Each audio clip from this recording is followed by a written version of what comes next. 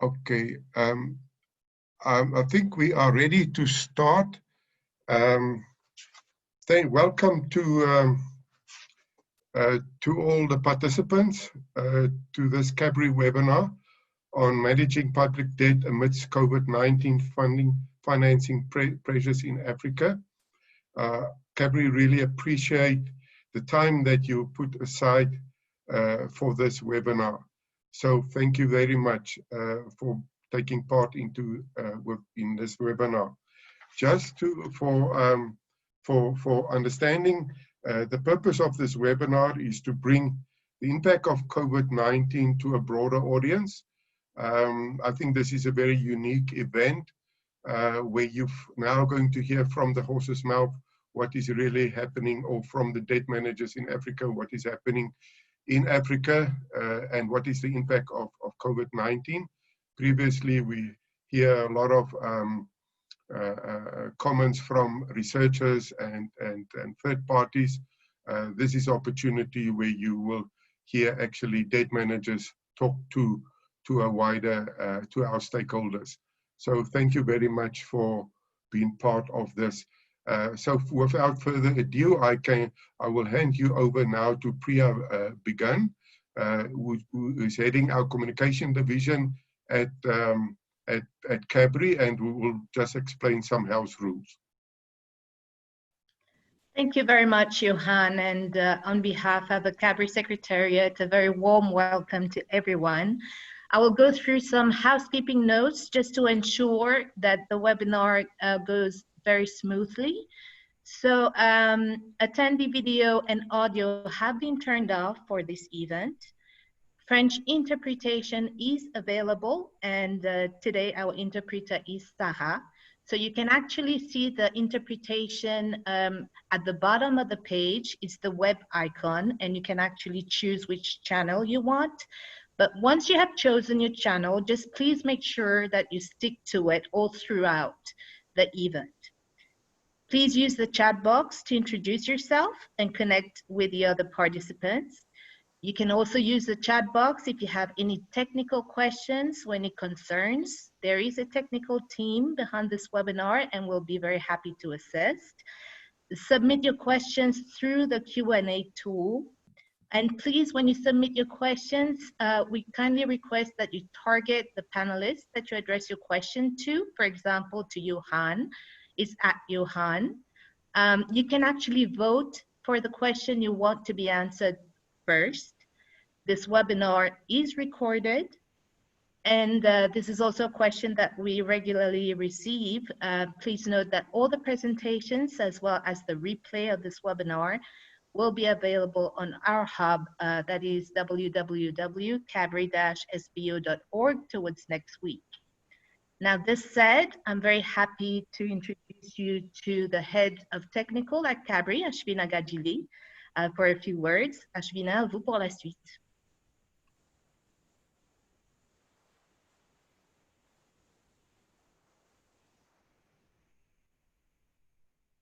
Bonjour à tous, merci Priya. Donc un bonjour particulier à nos pays membres et participants à nos ateliers. C'est toujours avec plaisir que je vois sur la liste des enregistrés des noms familiers. Donc je m'appelle Ashvina Gadjili, je suis en charge de l'équipe technique à l'initiative africaine concertée sur la réforme budgétaire, donc CABRI.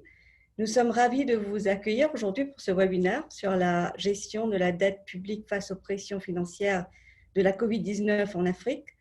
Depuis le début de la pandémie, nos webinaires sont devenus un événement régulier et nous croyons profondément que la collaboration et le partage d'expériences entre les gestionnaires de la dette publique sont essentiels pour formuler une réponse efficace à la pandémie. Nous espérons donc que la conversation d'aujourd'hui contribuera à cette fin. Depuis notre création, CABRI a organisé de nombreux dialogues sur les politiques, ainsi que les ateliers de formation sur des thèmes relatifs à la dette publique, notamment comment améliorer la coordination entre les gestionnaires de la dette et de la trésorerie, les marchés de la dette publique et l'importance des évaluations du risque de crédit dans la gestion proactive des passifs éventuels. De plus, dans le cadre de notre programme Renforcer les compétences en gestion de finances publiques, nous travaillons régulièrement avec des pays cherchant à mettre en œuvre des réformes budgétaires et des idées innovatrices en utilisant l'approche PDIA. Et certains d'entre vous ont déjà fait partie de ces équipes. Nous avons plus récemment lancé le Moniteur de la dette en Afrique, une plateforme unique de partage d'informations sur les politiques, les pratiques et les dispositions institutionnelles en matière de dette et de la gestion de la dette. Je vous encourage tous à consulter notre site web pour plus d'informations à ce sujet. La pandémie de la COVID-19 a entraîné de nombreux défis pour les bureaux de gestion de la dette en public en Afrique. De nombreux gouvernements africains peinent à trouver les ressources pour lutter contre la pandémie et atténuer son impact sur nos économies.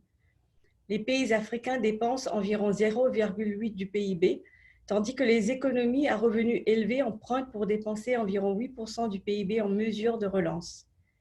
Depuis 2010, la dette publique moyenne en Afrique subsaharienne a augmenté plus rapidement que dans toute autre région de pays en voie de développement, passant de 40% à 59% du PIB en 2018.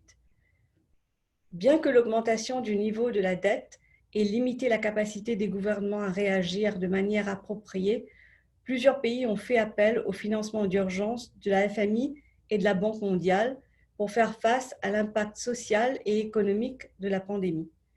Mais le principal défi reste la disponibilité des ressources. D'autres institutions internationales et régionales ont bien sûr intensifié leurs efforts pour compléter ceux des pays.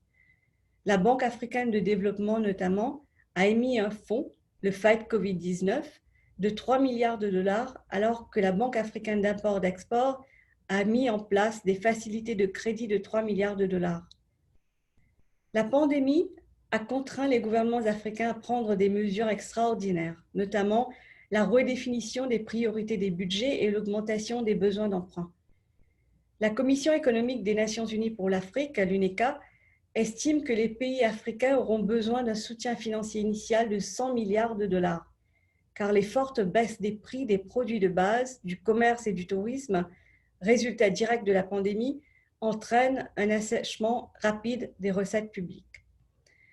Nous allons entendre au cours de ce webinaire nos collègues sur la manière dont les différentes institutions et ministères ont abordé la crise de santé publique et les perturbations économiques majeures à travers le monde, la réallocation par les gouvernements des dépenses budgétaires vers les dépenses de santé et de la protection sociale, les nouvelles augmentations de déficit budgétaire, les diverses options de financement pour combler le déficit et comment gérer au mieux les niveaux d'endettement élevés et appel à allègement de la dette des ministres des Finances africains. Donc un calendrier bien chargé, mais surtout des éléments prioritaires à adresser pour nous tous. Sans plus tarder, j'ai donc le plaisir d'inviter Johan Greenor à faire la première présentation et modérer le reste du webinaire. Et un grand merci à tous nos panélistes pour leur temps et surtout pour la discussion qu'on va avoir dans l'heure qui suit. Johan, à toi.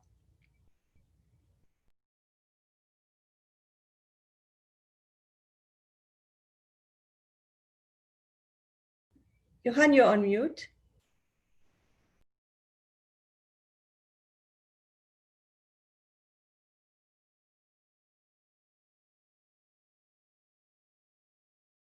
Sorry for that. Thank you very much, Azvina, for the opening remarks. I'm going to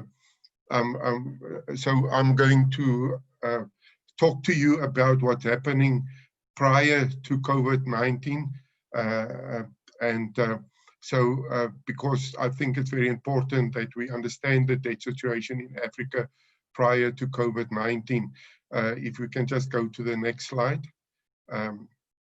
So if you look at this slide, you will see that since 1990, debt has been decreased in Africa, but from 2012, we see then debt started to rise again in Africa as a percentage of GDP. Next slide. What you see from this slide is that as we sort of discussed earlier this week in the bonds and loans, patient or here from Nigeria mentioned this very specifically, that the debt to DGP numbers might look low, but the debt service cost is really a problem. And what you see on this slide is that the debt service costs now, the majority of the debt service costs are now payable to private creditors.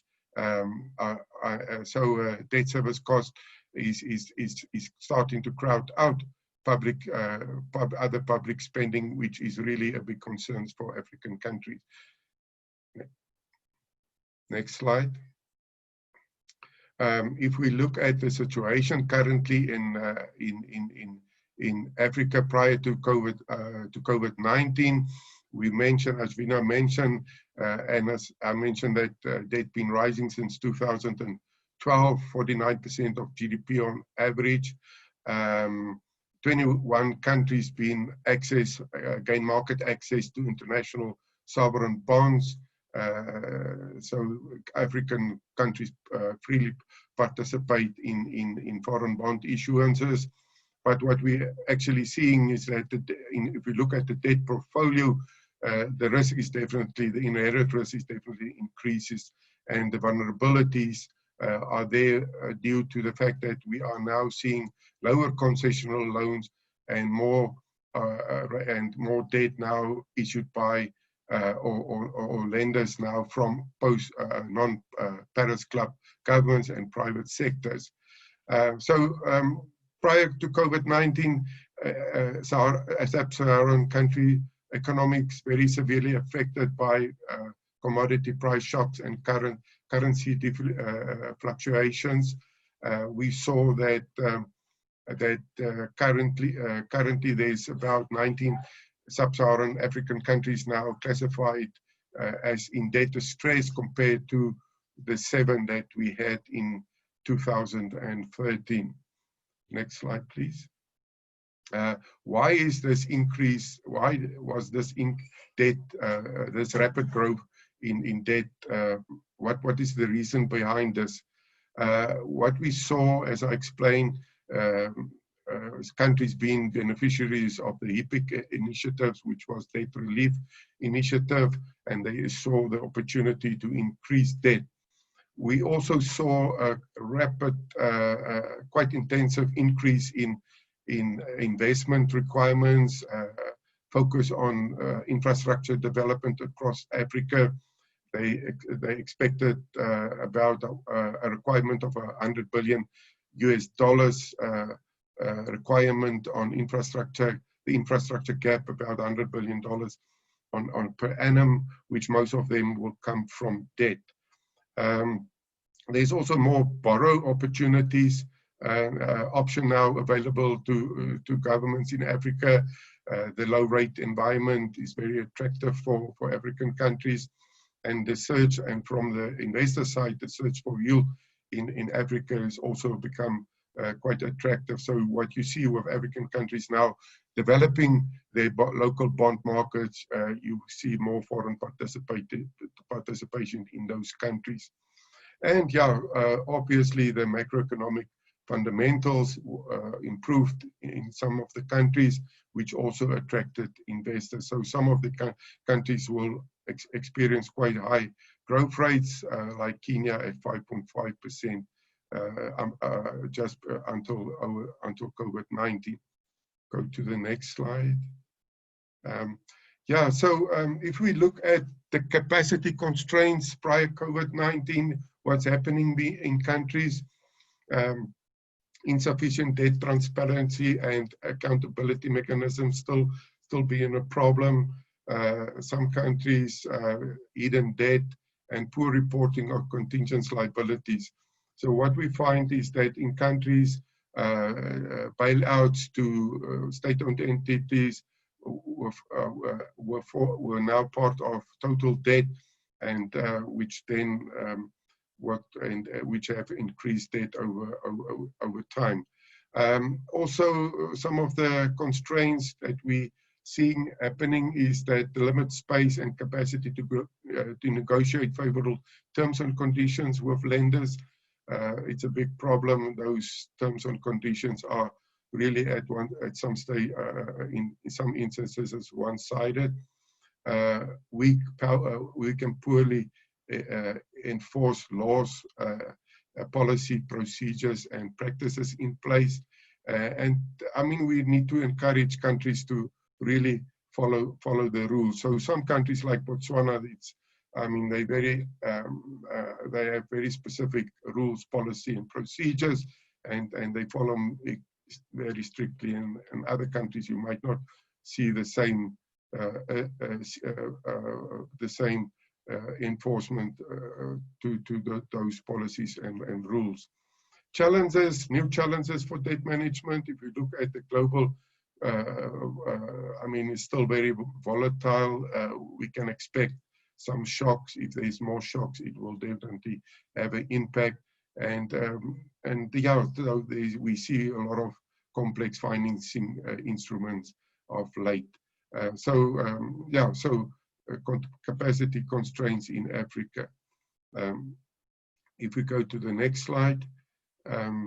Coordination, African debt managers have we realize that we need to start working together. It's very critical that we coordinate our activities. Lenders also need to come to the party and comply to the existing guidelines and principle relating to sustainable lending practices. And borrowers on the other side needs to adopt more responsible borrowing practice. For example, selecting the right projects, which is very important, and greater parliamentary scrutiny, for example. If we can go to the next slide. In conclusion, this is just to summarize what was the situation prior to COVID-19. That you will hear from the rest of the speakers, presenters, what the impact of COVID-19 been on the debt sustainability situation in Africa.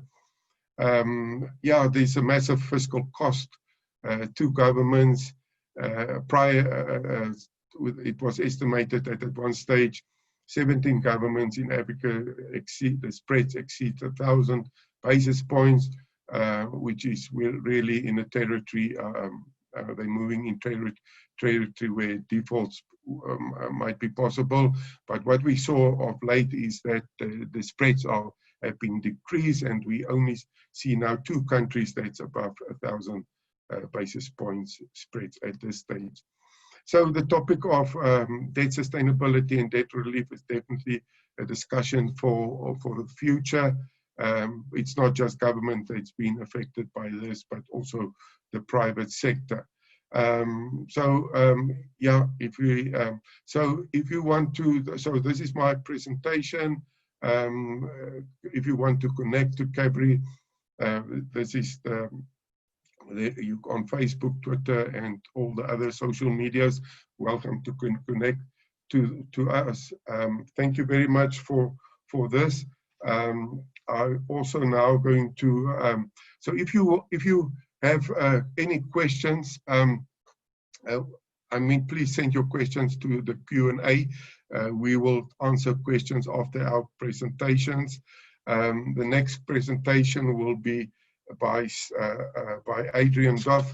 So we're very privileged from our friends in West Africa that they will tell us what is the impact of COVID-19 in the region. And so Adrian is the managing director from Agence Wamu Tieres. I hope I pronounce it correctly. Wamu, AUT, as we all know it. So AUT is dedicated to helping their member states use capital markets to raise resources they need for their economic development policies and at reasonable cost. So AUT is tasked with identifying the most suitable means of raising financial resources required for state financing on regional as well as international capital markets. So the member states there are 8 member states, which is Benin, Burkina Faso, Cote d'Ivoire, Guinea-Bissau, Mali, Niger, Senegal, and Togo. So we can't wait to hear from you, Adrian. And I hear that there's very exciting. So in times of distress and in crisis time, people are coming up with very with attractive initiatives. So we are eager to hear from you. Over to Adrian then.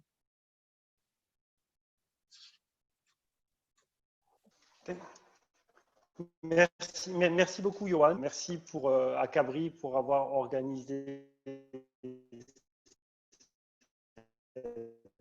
cette rencontre et pour nous entendre parce que ma connexion est quelque peu instable.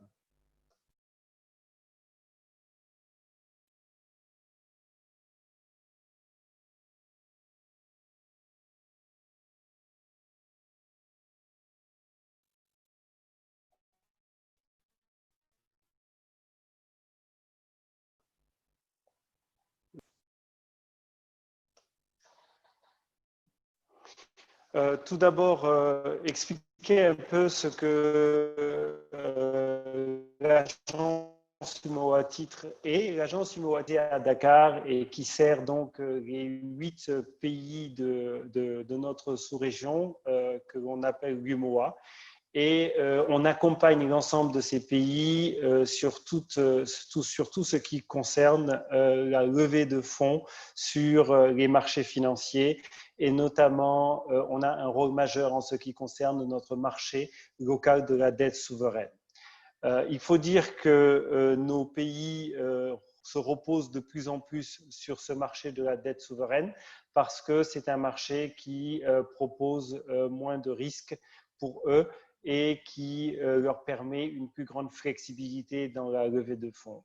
Même si aujourd'hui, ce que Johan a constaté dans sa présentation, c'est-à-dire un niveau de la dette et un recours de plus en plus fréquent au marché des eurobonds et à des levées de fonds massives dans des devises est quelque chose que nous retrouvons aussi dans nos pays de la sous-région où désormais une majorité d'entre eux sont des acteurs de ce marché. Cependant, en ce qui concerne la présentation de ce jour, je vais me cantonner à une réponse au contexte très spécifique dans lequel nous avons eu à aider de cette pandémie. Ma présentation, donc, aujourd'hui s'articule en six parties. Nous allons d'abord parler rapidement de ce contexte, rappeler ce que nous avons eu à faire en termes de préparation de cette opération, se focaliser sur l'opération, vous dire en quoi elle a été déterminante dans la réponse que les États ont pu apporter à cette situation. Enfin, parler des résultats obtenus et un peu de ce qu'on en a retenu et quelles sont les principales leçons qu'on peut tirer aujourd'hui de cette expérience. Contexte.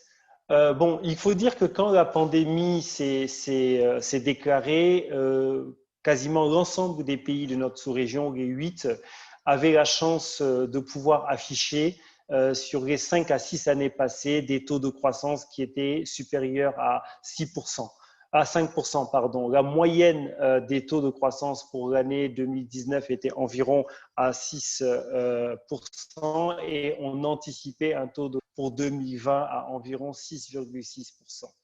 Et bien sûr, ce dynamisme économique reposait largement, comme pour bon nombre de pays africains, sur un investissement massif des États et surtout une mise à niveau des infrastructures. Donc, c'est dans ce contexte que nous a frappé, à l'instar de tous les pays du monde, cette crise, cette pandémie qui a fait que nous avons dû là aussi, shut down, comme on dit, c'est-à-dire confiner l'ensemble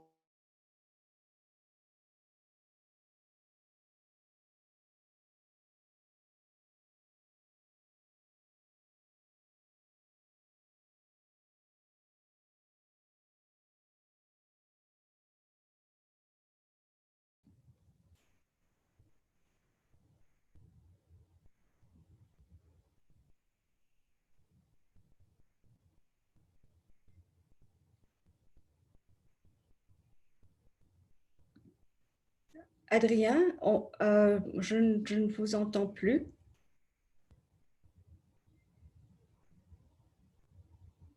Adrien?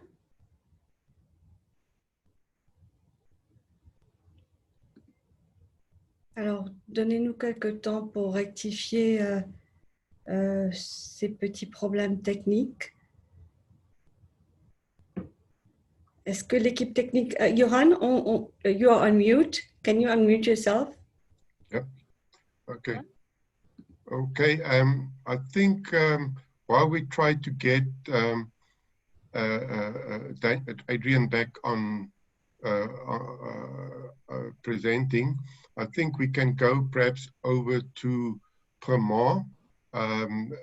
Pramod is going to provide us with sort of following the presentation now of Adrian, just to tell us, perhaps this is now okay, just opportunity for Pramod, just to give us some sort of country perspective in the region.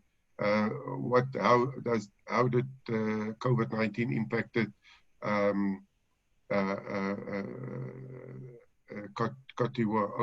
So if you can just come in with a country perspective. Thank you very much. Pramod.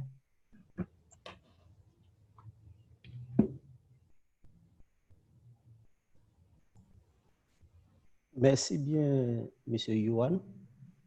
Est-ce que vous m'entendez? Est-ce que vous m'entendez? OK. Merci bien, Monsieur Yuan, pour l'occasion que vous nous donnez en cet après-midi, puisque pour nous prononcer sur la situation actuelle de la COVID-19. Je devais intervenir tout juste après l'exposé de M. Adrien Diouf, directeur de l'agence UMWATIT. Donc, je voudrais signifier de prime abord que M. Adrien Diouf devait faire le bilan des bons Covid au niveau de l'espace UMOA, des bons que les différents pays de l'Union monétaire ont adhéré, et ça nous a permis un tant soit peu de résoudre certains problèmes de financement. C'est des bons à très court terme, généralement de 3 mois. Il faut dire que au-delà, il importe d'indiquer que les pays de la sous-région ont reçu également des appuis budgétaires de certaines institutions financières internationales, comme vous l'avez si bien dit à la table de la réunion. En ce qui concerne, par exemple, la Côte d'Ivoire, elle a reçu des appuis budgétaires du FMI, de la Banque mondiale et de la Banque ouest africaine de développement, une banque qui nous accompagne dans tout ce qui concerne les questions de développement. Il est toujours bon de rappeler que la virulence du choc lié à la pandémie de la COVID-19 a débouché sur une récession économique mondiale.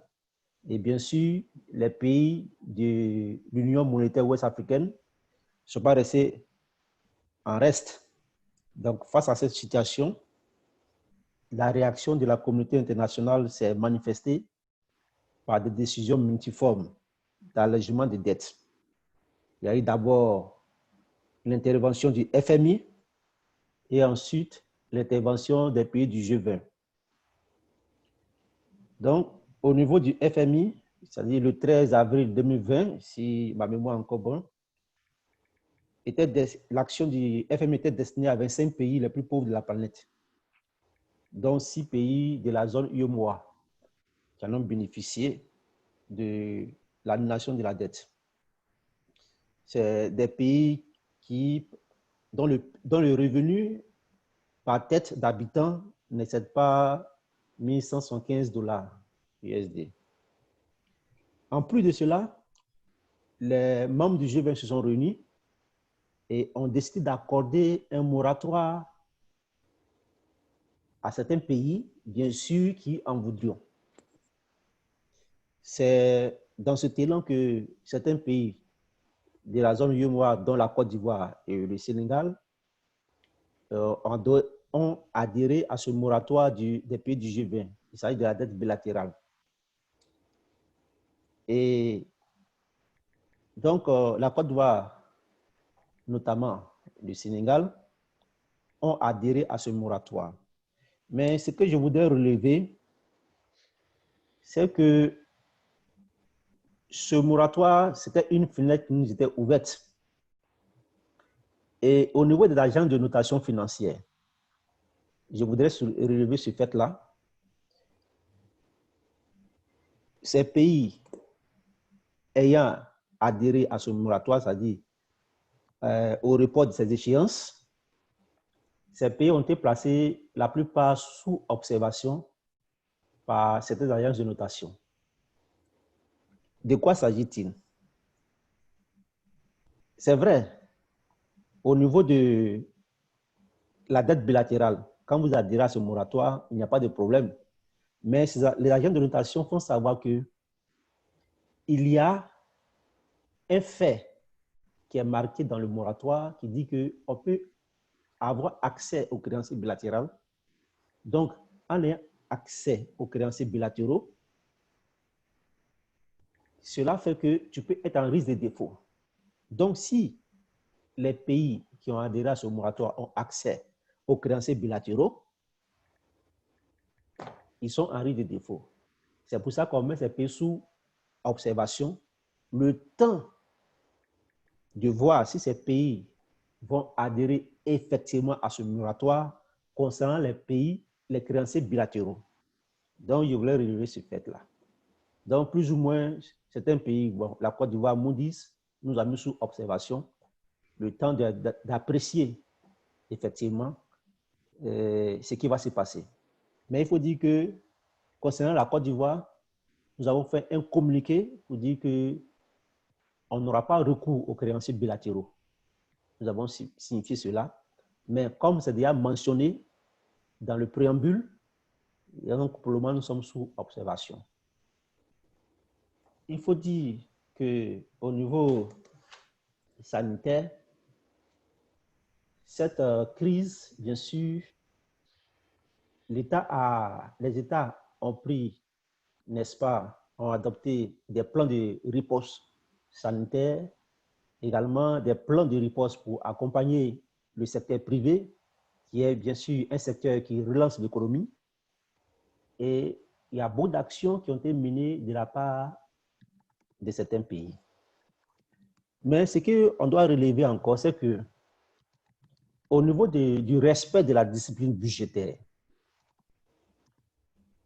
l'impact de la COVID a bien sûr un effet sur le respect de la discipline budgétaire. Parce qu'aujourd'hui, les déficits budgétaires, les soldes budgétaires des pays ont commencé à s'accroître, ont commencé à se creuser, en tel enseigne que ces différents pays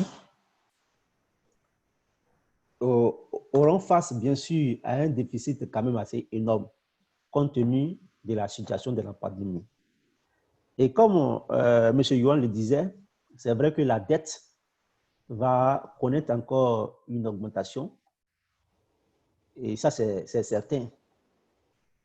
Et on espère que cette crise va prendre fin pour que le secteur économique, il y ait la relance plus ou moins des différents secteurs de l'économie pour pouvoir permettre à tous les pays, bien sûr, de pouvoir contenir un tant soit peu toutes les situations, tous les effets, tous les boulets d'étranglement.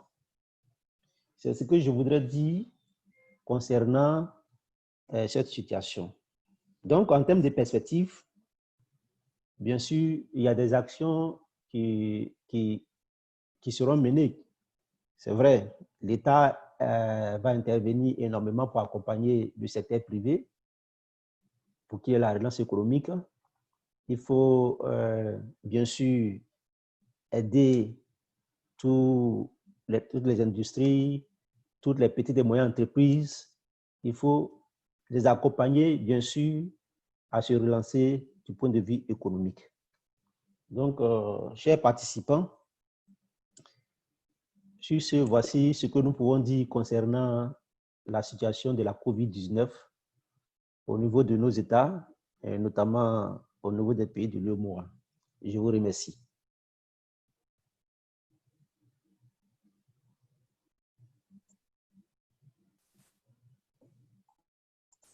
Thank you very much, Pamela, for your presentation or for your inputs. I see we have Adrian back on now. Adrian, can you hear us? Yes, I can hear you. Okay. Shall we then continue with your presentation? Oui, j'espère que ma connexion sera d'accord sur ce principe-là. Donc, je vais essayer d'aller vite dans cette présentation. Donc, j'en étais à dire que les pays de la zone profitaient un peu d'un contexte très favorable. Et donc, quand la pandémie a atteint, elle nous a frappé en plein vol et il a fallu réagir très rapidement pour essayer de maintenir cette croissance et essayer de parer à cette difficulté de contexte. Sur cette base, l'ensemble des pays, à l'instar de ce qui s'est passé un peu partout dans le monde, a pris contact avec les différentes instances qu'il y avait. Nous avons fait appel aux facilités d'urgence du FMI, mais on s'est très vite rendu compte, après avoir fait le point sur l'ensemble de nos besoins, que ces facilités d'urgence ne pouvaient pas combler tout le besoin. C'est à ce moment qu'on sait en concert avec le FMI, pour rester dans le respect des programmes, parce que l'ensemble des pays de la sous-région sont sous programme, nous avons défini un ensemble de besoins d'urgence qu'il fallait financer. Une partie a été prise en compte par la facilité d'urgence du FMI qui a décaissé très rapidement, mais une autre partie qui devait être financée sur la base de différents mécanismes vraisemblablement provenant des autres agences d'aide multilatérales et bilatérales ne pouvait être financée dans l'immédiat alors que les besoins étaient immédiats. C'est là où la Banque centrale, en collaboration avec l'agence UMO à titre, a eu cette idée qui était de structurer des bons du Trésor avec une structuration un peu spéciale pour servir de bridge loan. Et à ce moment-là, nous avons identifié les besoins qui étaient d'un montant à peu près de 1172 milliards de francs CFA, ce qui correspond à peu près à 2,5 millions de dollars.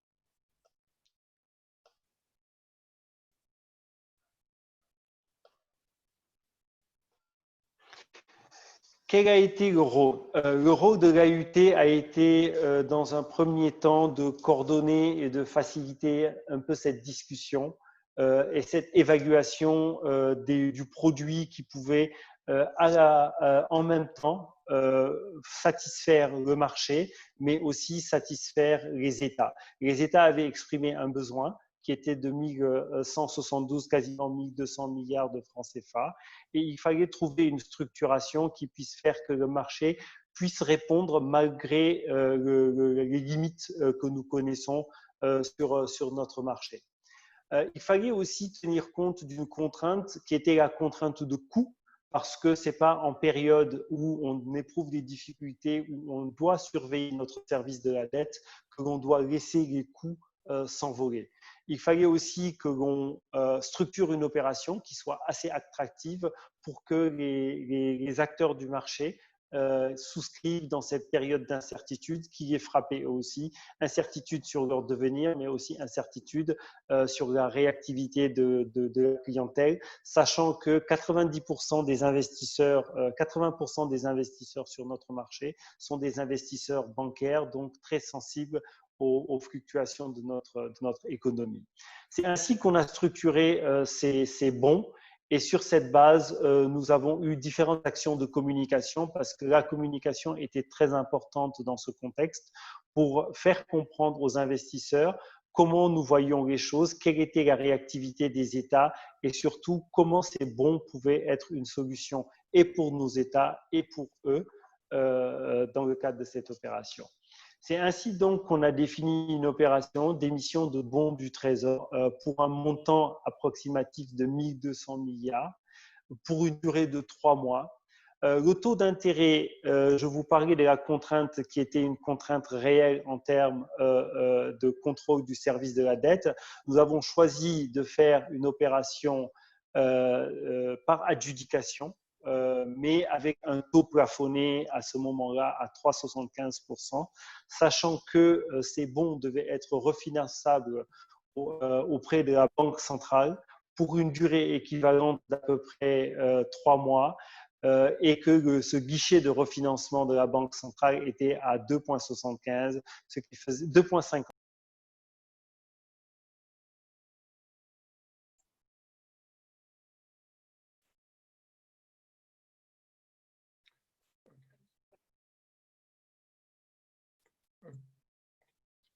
Adrian, can we you have 2 minutes? I think Adrian just dropped Johan. All right, let's Adrian, are you still there? Okay, I think let's move to our next presenter. While we wait for Adrian, it looks like the internet connection is not very stable from West Africa. So we're going to have now move from West Africa to East Africa. And so we have now MEFMI that will give us to present on managing public debt under financial distress situation with a focus on long-term debt sustainability. So MEFMI, just for you, for those that doesn't know MEFMI well, so MEFMI stands for Macroeconomic Financial Management Institution of East and Southern Africa. It's a regional organization focusing on macroeconomic management, financial sector development, and sovereign debt management. Also, they have a membership of 14 countries, which is basically Angola, Botswana, Burundi, Kenya, Lesotho, Malawi, Mozambique, Namibia, Rwanda, Swaziland, Tanzania, Uganda, Zambia, and Zimbabwe. So without further ado, over to Stanlinus for his presentation.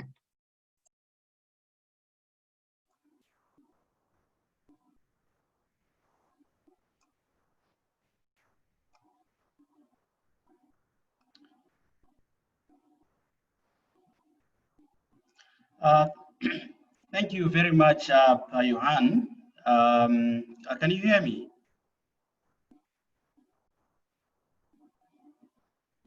We can hear you well. You can continue. All right. Yeah, thank you very much, Johan. Would like to thank CABRI for inviting me to participate in this webinar. Thank you very much. So without much ado, the outline of our presentation is as follows. After a very brief introduction, I'll take you through an evolution of public debt in the MEFMI region, including the main drivers. And then we'll look at the vulnerabilities of countries to COVID-19 and how these affect debt sustainability. And then finally, we're going to look at the measures that countries can adopt to manage the debt vulnerabilities in the short term to medium term. Next slide, please. So like Johan mentioned, public debt in our region, East and Southern Africa, has also increased significantly over the past decade, from around 25% of GDP in 2007 to around 60% of GDP in 2018. And the increase has been very significant, particularly in the countries which are former HIPICs, including Malawi, Mozambique, Rwanda, Tanzania, Uganda, and Zambia. And for your information, Zimbabwe remains in debt distress, and this has been going on for quite a long time. But even for countries which are not HIPICs, like Angola, we've also seen significant increase in public debt over the past decade. Next slide, please.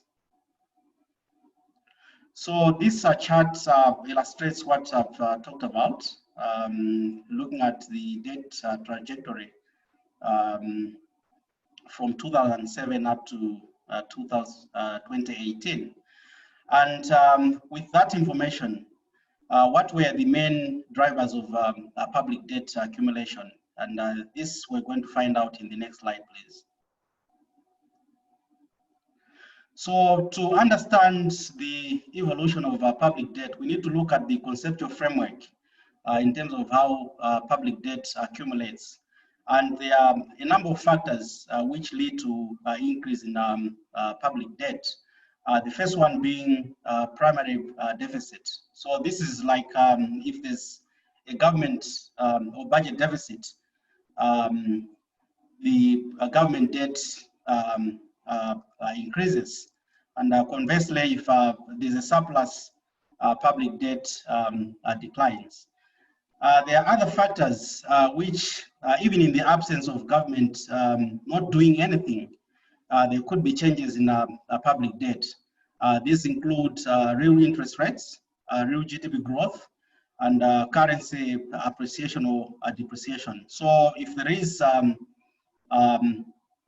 an increase in interest rate, public debt goes up. If the real GDP growth, if there's a real GDP growth, public debt declines, or if there's a contraction in the economy, public debt goes up. Currency appreciation, it also increases public debt, especially if you look at the debt servicing, where the cost of servicing foreign debt goes up in local currency terms. And then the other factor is the other debt creating flows, including contingent liabilities, which increase public debt. There could be others, or there are others rather, which reduce debts, including debt relief. Next slide, please. So what have we seen over the past decade in terms of the main drivers of public debt accumulation in East and Central Africa?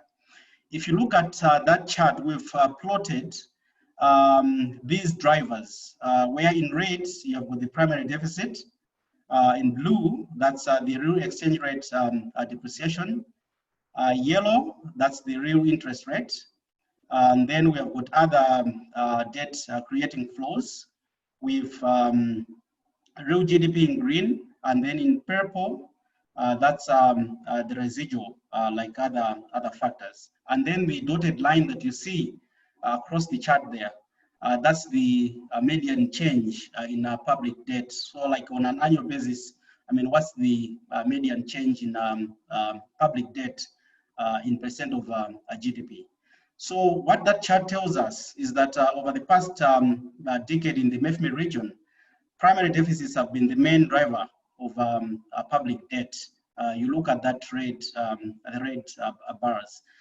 And we also have seen that in recent years, particularly in beginning in 2014 and 2015, the blue bars, the blue bar in 2014 particularly, 15 is actually quite high, and that reflects the impact of the exchange rate depreciation, or currency depreciation rather, in the member countries. And that coincides with the period when the US dollar was appreciating. And that led to significant debt accumulation in a number of countries. And then the interest rate effects represented by the blue line. And then real GDP growth, I would like to point out to you the real GDP growth, which is represented by the green line, the green bars at the bottom. And you note that the green bars are below zero. So growth during this period has generally been quite high. And that has contributed to reducing the debt accumulation momentum. So what we can learn from this slide is that primary deficits have been the main driver of public debt in the MEFME region, while growth has kept the debt accumulation momentum down. Next slide, please. So what are the vulnerabilities of countries to COVID-19? I will not take much of your time here, but as we all know, the global financial conditions are very tight. Trade has been affected with China, as well as Europe and other partners. Countries are also, their terms of trade are worsening, mostly because of the impact of the declining commodity prices. Countries in the region are highly dependent on tourism, and with the lockdowns across the globe, we see that tourism receipts have gone down. The quality of the health systems in Africa and in our region in particular are very, very weak. And therefore, this means that what governments have done is to allocate a significant amount of resources towards containing the pandemic itself, but also the social protection measures. So a lot of resources have gone towards that. And the debt sustainability analysis ratings as well, these are going to have an impact on debt sustainability in our countries. So how are these going to affect public debt in the region? Next slide, please. So I'll take you to the column which is highlighted in red, which is 2020. And this slide is about real GDP growth in the MEFME region. You see in 2020 that there is economic contraction in a number of countries, where in others growth forecasts have been significantly reduced. And because of the COVID-19. So, I mean, what does this mean? It means that public debt, as we've seen in the previous slide, that growth has an impact on public debt. What we expect is that public debt is going to increase significantly in 2020, and also going forward in the absence of any vaccine for COVID-19.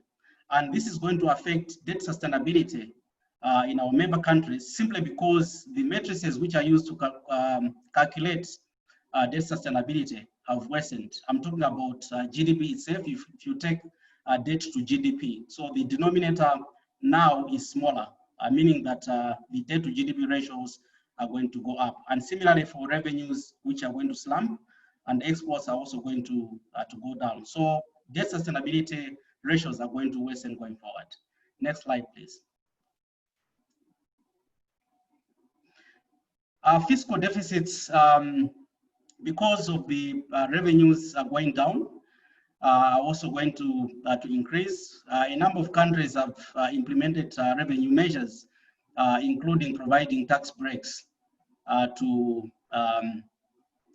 tax-paying agents, increase health expenditures, as well as allocations towards social protection, and potential bailouts in some countries for parastatals. Although the comforting thing here is that the assistance to parastatals and other agents has mostly been done via loans as well as tax and other policies. So budget deficits are going to increase. And if we go to the next slide, this is where we show the magnitude of the fiscal deficits in our countries. And for some countries, they've actually presented their budgets to the National Assembly in the month of June. And we've seen fiscal deficits like for Malawi. Here, of course, it's reported like 6.3, but the fiscal deficit is expected to be around 9% of GDP in 2020. And this situation is expected to continue into 2021. So public debt on account of fiscal deficits going up is going to increase. Next slide, please. Exchange rates, like we saw, are also a main driver of public debt. And within the period of COVID-19, some countries like Zambia have had exchange rate depreciation of as much as up to 25% depreciation of the Zambian kwacha. And what this means, like we saw, is that the payment or the debt service for external debt is going to go up. And where does the government raise resources for that? In a very tight macroeconomic environment, that means governments are going to borrow, because the room for them to raise revenues is actually very, very limited. So therefore, public debt is going to go up. Next slide, please. You got 2 minutes. Yes, thank you. So interest rates have also gone up, and the spreads on the country for the countries which issued Eurobonds have gone up by about 700 basis points, and therefore debt service is going to go up for these countries which are issued Eurobonds. Next slide, please. And the impact is that over the next few years, these countries are expected to make payments, and under what conditions are they going to refinance the bonds which they contracted? And the maturities are coming due around 2022. Next slide, please. So this slide just confirms or illustrates the increase in public debt in 2020 going into 2021. And if you look at the trajectory of the debt levels from 2017 to 2019 and what happens in 2020, you see that the increase is significant in most of the countries, something which I mentioned. And this therefore means that we have challenges of debt sustainability going forward. We have started doing DSAs with some of the member countries, and already the debt ratios have worsened if we look at the next few years. Next slide, please. So this slide basically summarizes what I've talked about: the increase in debt stocks, the higher interest rates, exchange rate depreciation, and the impact of these on the debt vulnerabilities. And what we expect is that the countries which had a moderate risk of debt distress, these may go into high distress. And those which had high distress, they may also find themselves going into debt distress. And even the ones which had a low risk of debt distress, particularly the ones which had lower margins of safety, they're expected to go into debt challenges or debt distress. And then the next slide, we conclude by asking what should countries do in order to minimize the risks. First of all, countries or governments need to take advantage of the debt relief initiatives that have been offered by the IMF, the G20. But we also urge countries to seek debt relief from China, which is the main creditor for most of our countries in the region. There's also need to integrate public debt management into the broader macroeconomic management processes. Yes, we are in very challenging times, but we need to manage the processes. We cannot just be borrowing anyhow. Any kind of borrowing that is made, it needs to be made in the context of sound macroeconomic management. There's also need to enhance communication with our investors, both domestic and external. And for the countries with Euro bonds, given that there are no rules, clear rules of engagement in terms of resolving or rescheduling the international sovereign bonds, I think communication becomes quite important. There's also need to adopt frameworks for managing contingent liabilities. And then lastly, there's need for countries to borrow based on market mechanisms. They need to avoid borrowing from central banks. And more importantly, going forward, there is need for countries to develop their local currency bond markets, because, I mean, like we all know, the risks of borrowing from foreign sources are quite high. And the unfortunate thing is that most of our countries have got domestic debt markets which are not developed, and therefore developing domestic debt markets is key to minimizing the risks. Thank you very much.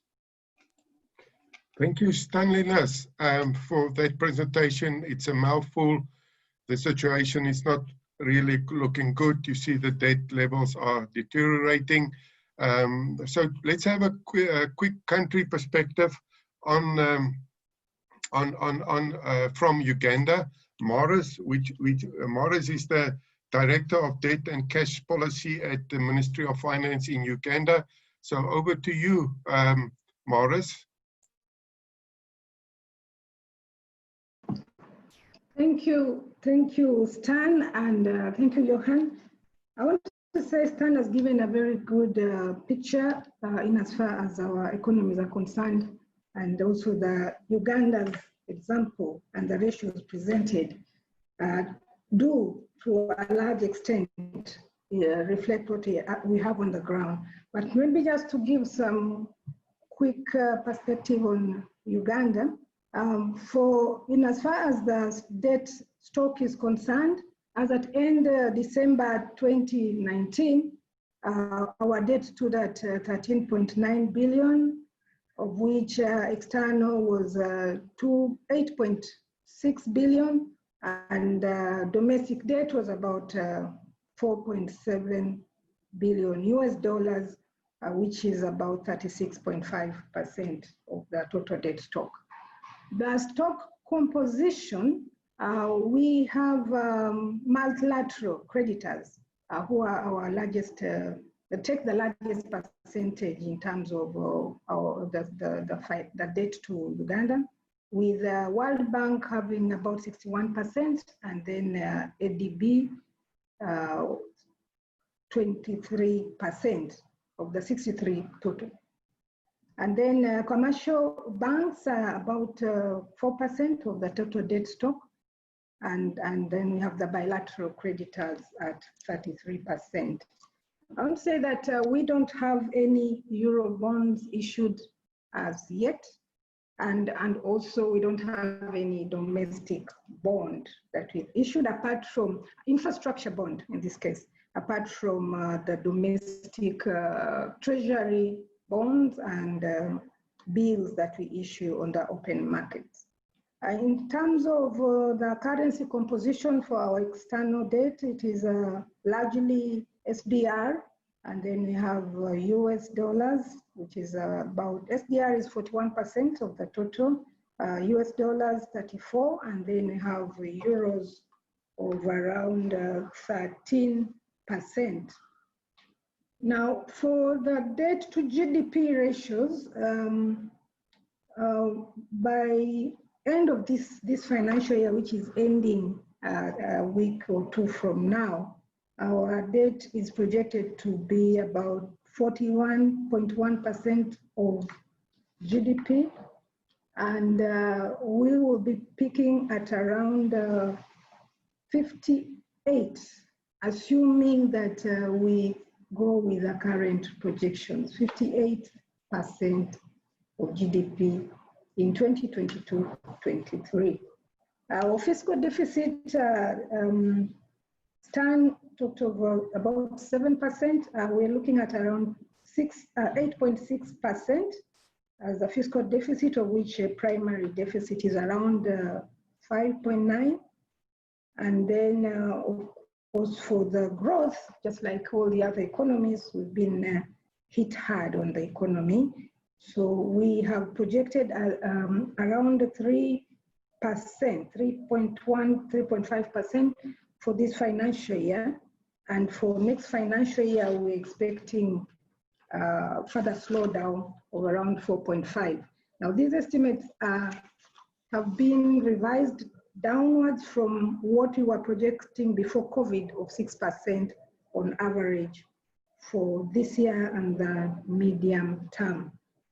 Now, what have we done in as far as Uganda is concerned to address the COVID effects? Like all the other countries that have presented this afternoon, Uganda has also received funding from the IMF, or COVID response support from IMF, around 491 billion US dollars, of which 340 is going towards balance of payment support. So that will be for the Bank of Uganda. And 150 or so is budget support to government. We are also still engaging other partners like the ADB and if possible, the bilateral partners to access concession of financing to support our fiscal deficit for next financial year. Now, in as far as the support is also concerned, government has also, within its resources for the financial year ending a week from now, reallocated the budget to provide supplementary support to the health sector to address the effects on the social aspects. And these supplementaries, they went towards strengthening the health systems and also to address the other sanitation and the responses to mitigate against the spread of the COVID. All the sector stakeholders in this case have also been given access to that supplementary to help them to address the effects. Maybe for your information, we have recorded around 700, just about 700 or so positive responses for those who have been tested for COVID, and about 400 or so have since recovered. So we have not experienced any deaths, and we do pray that that does not happen. The presidency has come out strongly to direct the population to observe the social distancing measures and use masks. And we are kind of in a partial closed down, not full, because we are operating, but at a lower, reduced capacities, and then we have curfews. But of course, this has affected the market generally because businesses are closed. Industries, most industries are still not operating.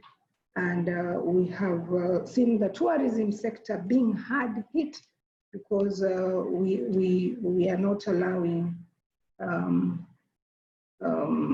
flights to Uganda and out of Uganda. So those measures, they have supported us to address the health impact, but the safety, but also they have largely affected our economy. In as far as the trends are concerned, we do, if you look at what Stan presented. One minute, Morris, 1 minute, yeah. Please. Okay, so I will maybe go on to explain why our debt has increased as presented by Stan. This was largely as a result of front-loading investment, public investments in fiscal infrastructure in the areas of hydropower projects, expressways, and also building of industrial parks and transmission, energy transmission, which we see as the key drivers to growth. So going forward, those areas are still going to be prioritized. And also we are looking at giving more support to the private sector in order to help keep the economy afloat, and we look at this as what will be the solution to ensuring a continuation of revamping the economy after COVID. What have government done also to address the response, as also presented by Cornelius?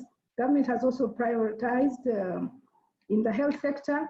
There were measures that were put in the budget to ensure that there are PPEs provided in the health sector and other persons who are involved in this area. They have intensified the capacities in our hospitals and also increased surveillance and decentralization of management of these virus.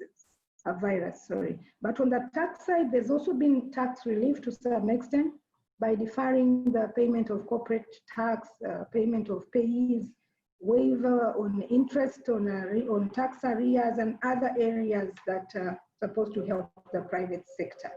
As I said, there's additional support in the SACCOs. These are the microfinance institutions and other small-scale financial entities to enable the private, the SMEs access finances in order to continue the small businesses that can keep the economy going. What are we doing to ensure that debt remains sustainable?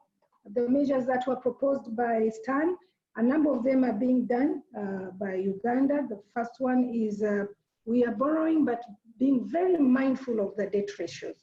Much as we are still under low debt distress, we are also looking at only borrowing for investment purposes, and we are also considering not taking on new debt for this coming period, apart from what had already been included in the budget. That is for the domestic debt side. We continue doing our undertaking DSS to make sure that we measure our performance and we don't get ourselves off guard. We also have just recently finalized the contingent liability guidelines so that we keep monitoring our performance in as far as the contingent liabilities, both implicit and explicit, are concerned.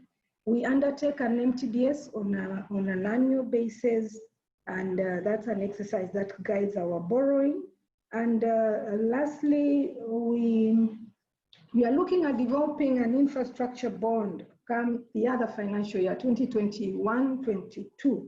And we hope that this can help us develop our domestic market and also reduce our external borrowing in order for us not to be so much exposed to the forex risks. So I think I'll stop there for now, and I'll be ready to receive any questions if need be. Thank you. Thank you, Morris, for that country perspective.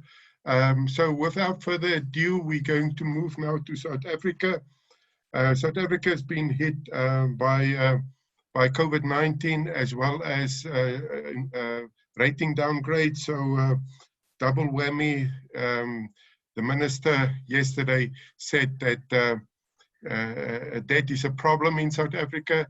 So let's hear from Alilali. Over to you, Alilali. Thank you, Johan. Thank you for the intro, and good afternoon to all the attendees, and thank you for the opportunity for me to share the challenges, or should I say the experiences that South Africa, as debt manages in South Africa amid this pandemic experienced. I just took a quick glance on the attendees. I think I will just take this opportunity to also thank our previous head, Mr. Anthony Julius. I see he's also part of the attendees, and his counterparts, Mr. Kali Hugo and Mr. Johan Redeling Hayes, are also part of the attendees. So we must all admit that this is an unprecedented time, and it unfortunately comes with a huge debt burden, and not only to developing countries, but also to developed countries as well. So as Mr. Greno has alluded in his introduction, for South Africa, it was as a double whammy, because amid the crisis and the market volatility and uncertainty that we witnessed, then we were also downgraded to the sub-investment grade by our rating agencies, citing concerns over unsustainable debt and reforms, amongst others, reforms not being implemented and poor growth forecast. So we can move to the next slide, thank you. So this is just to show where we were funding. The yields on our government instruments actually spiked up. And now we can see by the 19th of June that has since retracted. And I must just say that with us being downgraded, that meant that we are going to be excluded from the World Bank, from the WIGB index. So that also came with some selling off that we will talk about on our next slide. So then if we check the latest numbers that we have there on the slide, so the government bond yields have since retracted. And this is somewhat also attributed to the sub-intervening and buying government bonds in the market, and also providing liquidity. As we know, this sort of spills over even our inflation-linked bond that we always say that they are illiquid, but there was also a spillover with our inflation-linked bond, as you can see on the other graph. Can I have the next slide, please?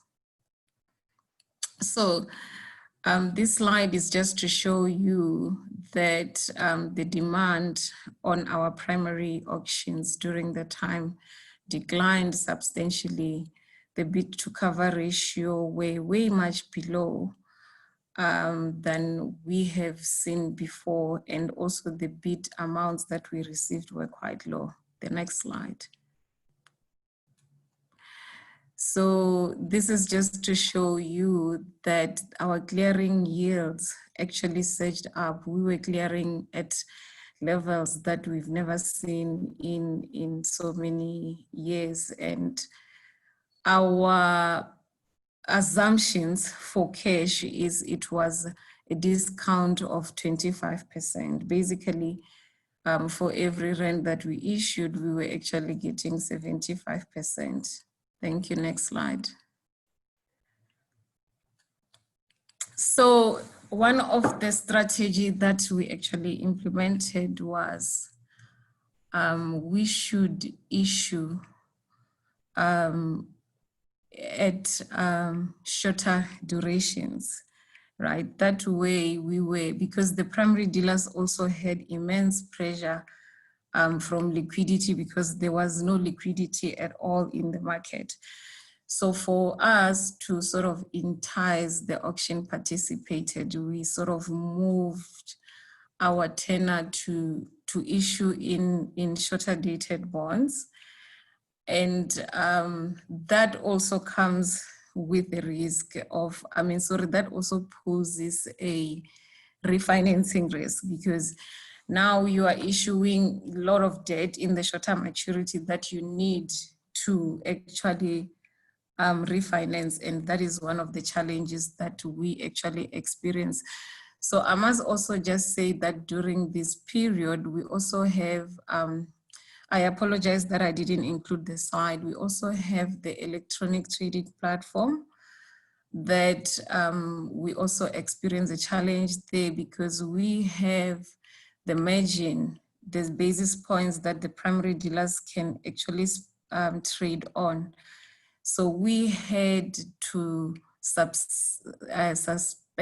the obligations on the electronic trading platform, because we have obligatory bonds that they need to trade at and the hours that they're obliged to trade at. So we, during that time, we felt it was best for us to suspend that those obligations to primary dealers. Yes, of course, we were criticized about it, but we had to do as National Treasury what we felt was best at the time. Can I have the next slide, please?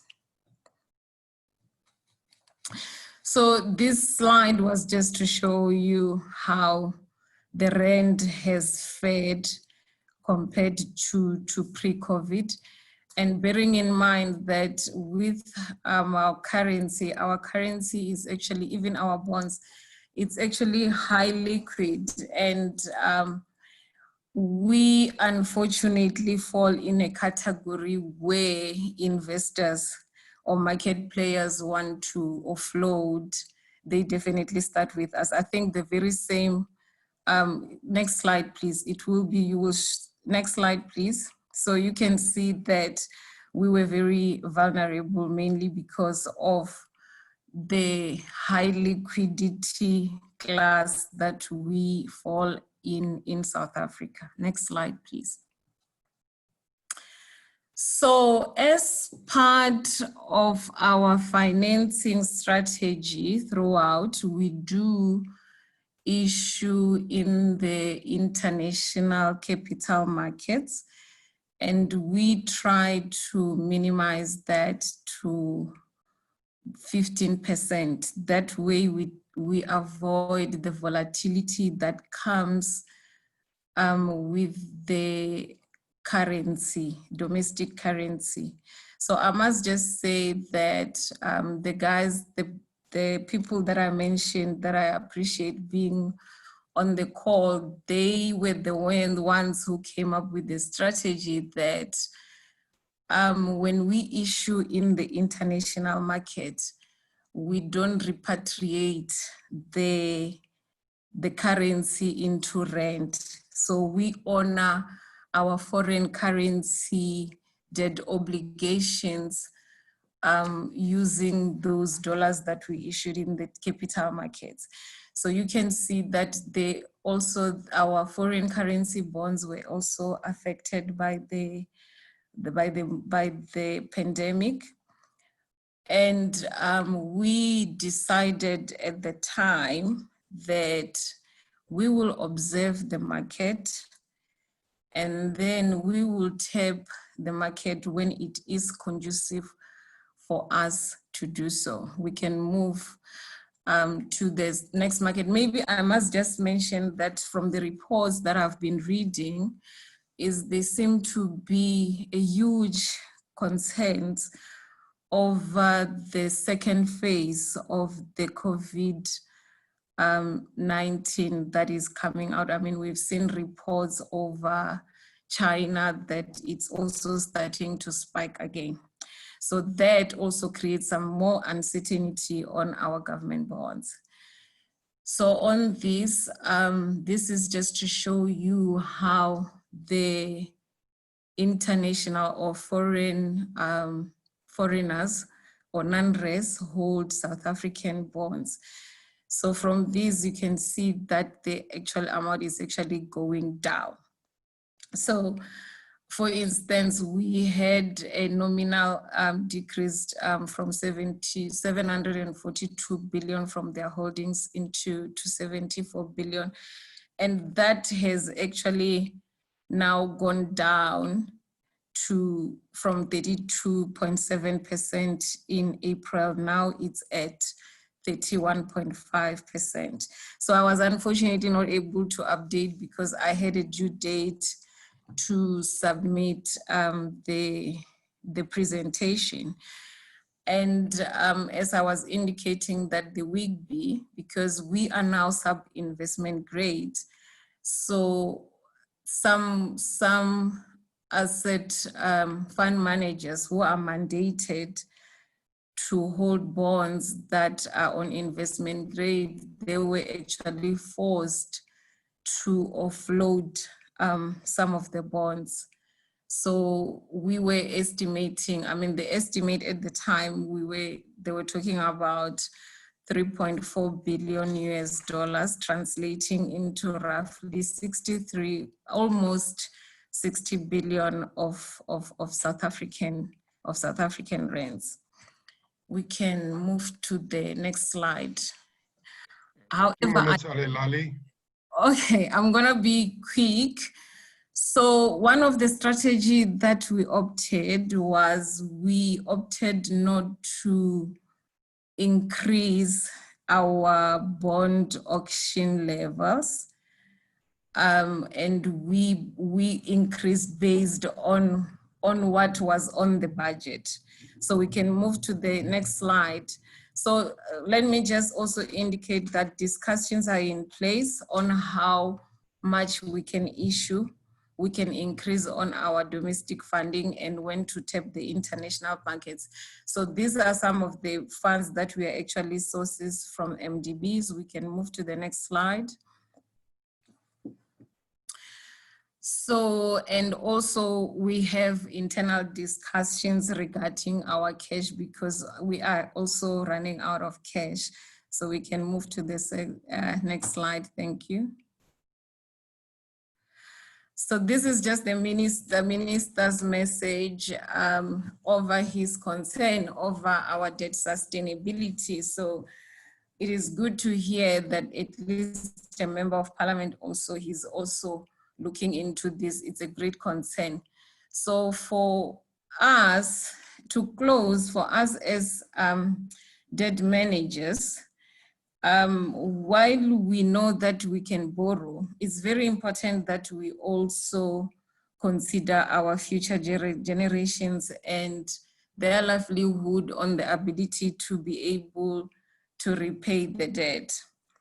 So what we can do, that can only be achieved if we can lobby in politicians so that they can understand the frustrations and the concerns that we have on this mounting debt and the debt service cost, because some of the amount of money that is being used to service debt, it can be used to provide better healthcare service, particularly in this era or this period that we are in. Thank you. Thank you. That's all from South Africa. So this is just the previous slide was just to show you the revised budget. You can see that the amount, then they have just ballooned up from what we had budgeted in February. Thank you so much. Thank you, and may God keep us all safe. Thank you. Thank you, Ali Lali. It's the debt managers' life is not easy. They can throw all sorts of curveballs at you. Thank you very much for all the presentations. Sorry for the hiccups that we had in the beginning. I think we can go over now to some questions. And I see that Adrian is back online. So my first question to Adrian is, please, we're going to respond to the questions that we received. We have 10 minutes or so still left. You mentioned about, Adrian, you mentioned about the new vehicle, the COVID social bond to fund member states. So the question is really, how does this differ from a normal bond? And how did you get 130 banks and all 8 countries to agree on a rate for this, and I see that the rate is quite low. If you can just respond to that question, thanks.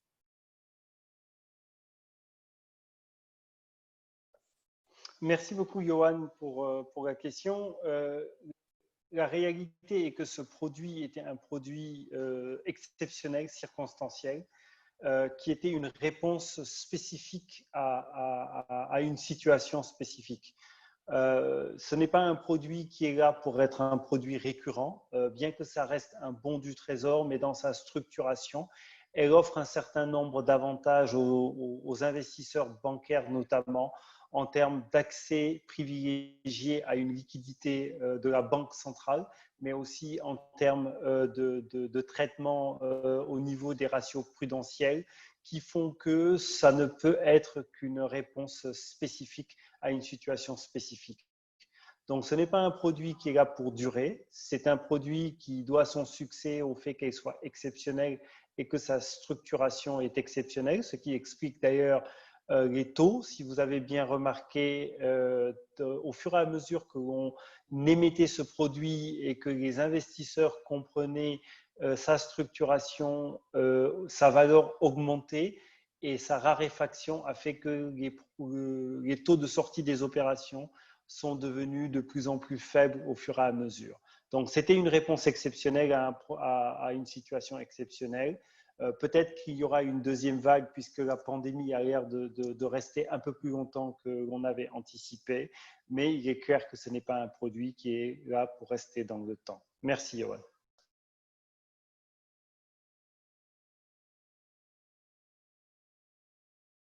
Okay, and just then, if we can then quickly then, is there any of the country in West Africa that is considering going to the international markets? And perhaps if you can explain if there's some discussion in West Africa and the role of AUT in debt forgiveness, if there's any talks regarding that?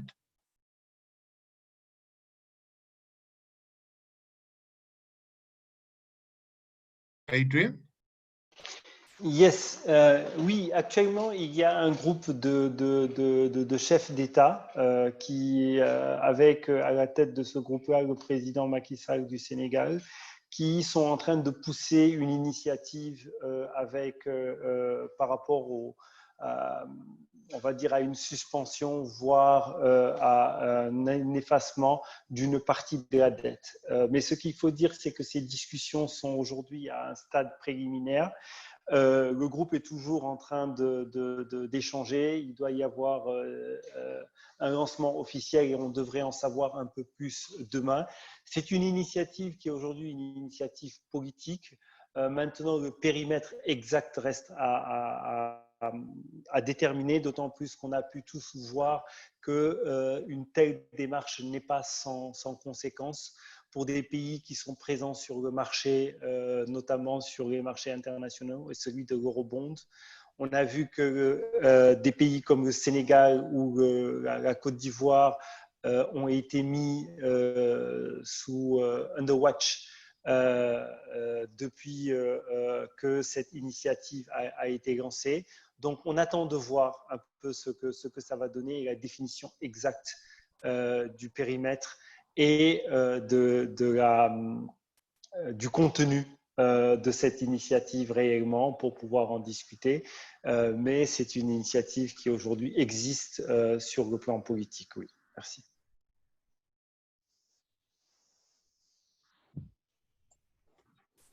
Thank you very much. Let me ask Ashvina if she's got some of the other questions that she wants to address as well. Oui, alors il y a une question très pertinente qui est adressée à M. Kouassi.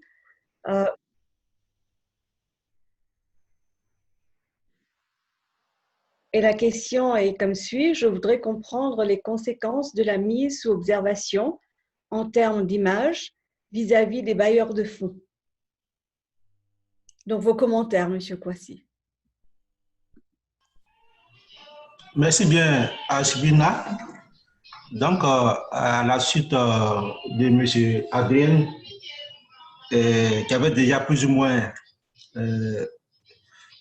parlé de ce problème, effectivement, quand on parle de mettre un pays sous observation, il faut comprendre d'abord que les investisseurs sont prudents en ce qui concerne toutes les actions menées. Quand un pays est sous observation, bien sûr, cela, en termes d'image, il y a d'abord une période de 90 jours, comme Moody's. Par exemple, Moody's a mis la Côte d'Ivoire sous observation. C'est une période de 90 jours.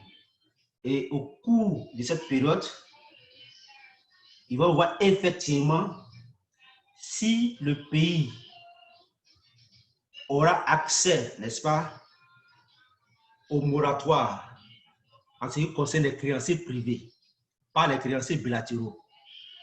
Donc, déjà, cette action sous-entend un risque de défaut. Un risque de défaut au niveau même des paiements de services.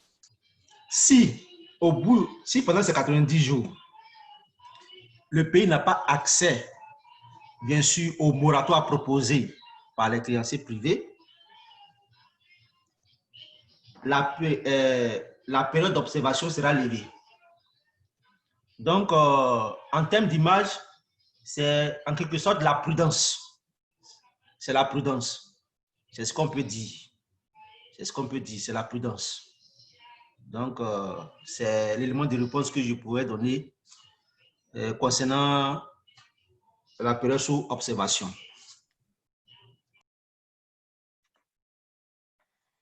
Thank you very much, Pamo. The final question before we wrap up, just to Morris. Morris, you mentioned to me the other day that the Great Lakes countries already sort of engage with lenders or the initiative by the G20 and also China in terms of our countries about possible relief or debt standstill. So I'm sure you can't give much detail, but just to give an indication how the talks went.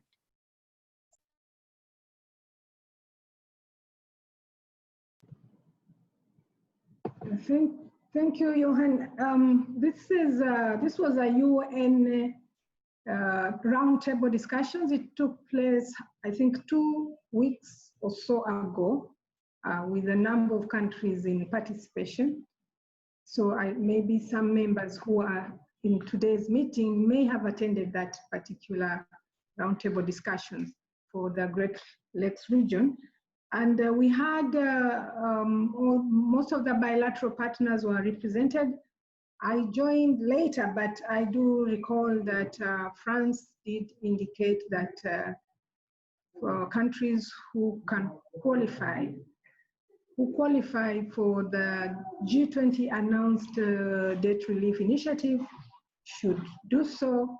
And also China did mention that they are very willing to also consider the debt relief. And they even indicated that they are going to cancel for a given period the non-interest bearing debt service due for the mentioned period. So, but they encouraged countries to apply.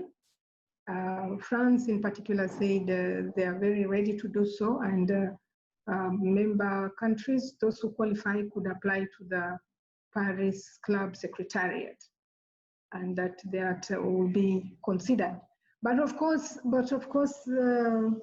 we also are very aware about the rating agencies who have in different forums mentioned that if countries apply, especially to commercial banks, chances of being down-rated are there.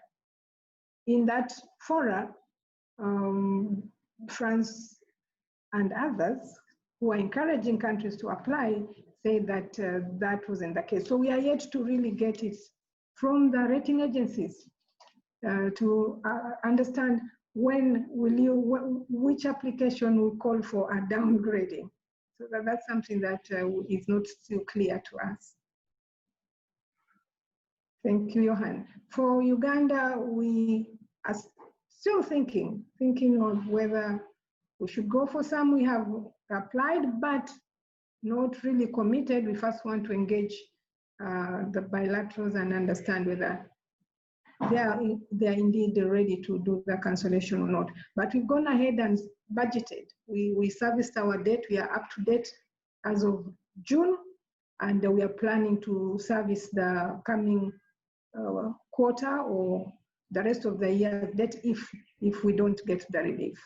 So we've not suspended any debt service. Thank you. Yeah, that is the last thing that one should do. Thank you very much for all the participants and the questions and the panel. It was really fruitful discussions.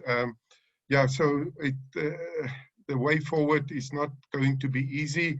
I think as debt managers, we start to work together and to address the challenges confronting us, and we need all the support that we can get from our lenders and investors and from other stakeholders as well. We're still going to engage, I mean, with our investors, and then also make sure that we're not doing something that we will regret on later. Because we are a bit running out of time now, I want to thank everybody for their attendance and participation, the questions, and also for the panel. Thank you very much for your contribution.